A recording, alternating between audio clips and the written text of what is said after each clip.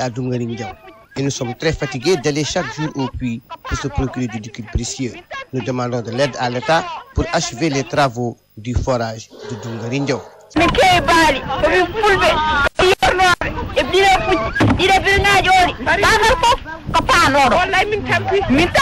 Le ministre de l'Hydraulique, pour sa part, met en garde les entreprises ayant en charge les travaux et soutient qu'aucun retard ne sera toléré. Il annonce par ailleurs la construction de plus de 30 forages dans la région de Matam.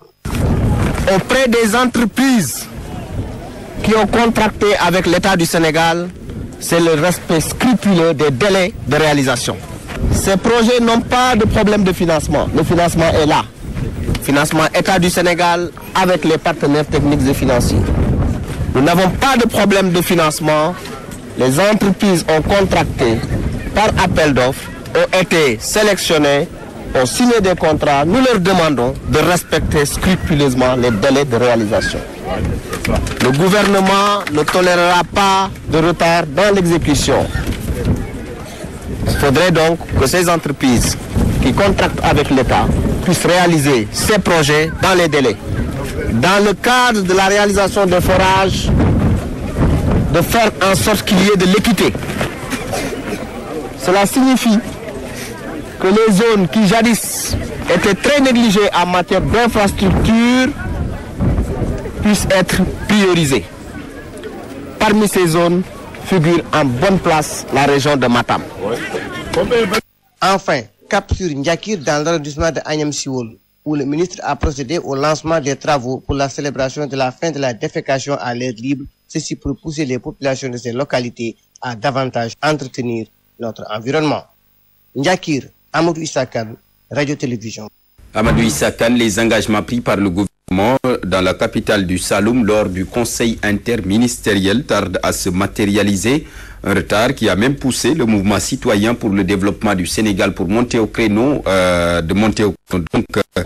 pour interpeller les autorités sur les promesses faites à la population de la zone depuis l'année passée. Mamadou Matarsa. Regroupé autour d'une structure dénommée Mouvement citoyen pour le développement du Sénégal, des Kaolackois rappellent au gouvernement de Macky Sall ses engagements lors du conseil interministériel tenu dans la capitale du Saloum l'année dernière. Je lance un appel à ces autorités pour tenir leurs promesses. Vous savez que Kaolack est une ancienne perle du Sine Saloum et ex-poumon de l'économie sénégalaise. Malheureusement frappé aujourd'hui par tous les maux possibles, la pauvreté, l'analphabétisme, les inondations, l'insalubrité, l'anarchie, entre autres. Hélas, le temps a tourné ces belles pages chargées d'histoire, de gloire et de richesse. Kaolack connaît ces dernières années le goût amer de la décadence.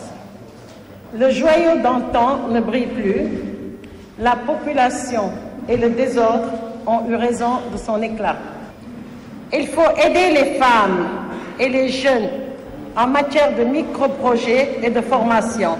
Il faut rénover les établissements avec dotation de fournitures scolaires, soulager la souffrance des populations, respecter donc les droits humains et la protection renforcée des enfants, des femmes et des personnes âgées.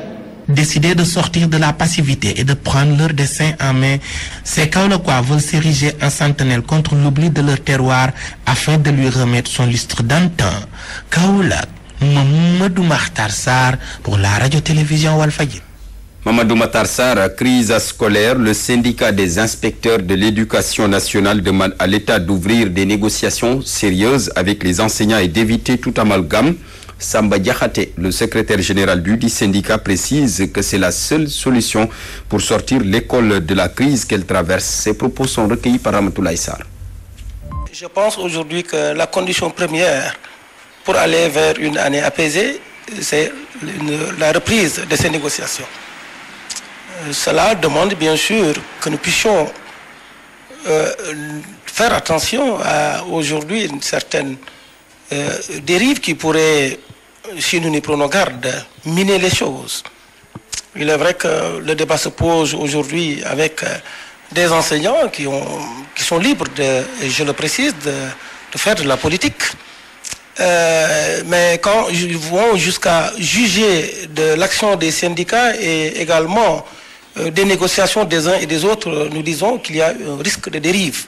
Nous pensons que c'est aujourd'hui une reprise des négociations qui peut véritablement sauver l'année scolaire. Une négociation, c'est une négociation, elle reste ouverte.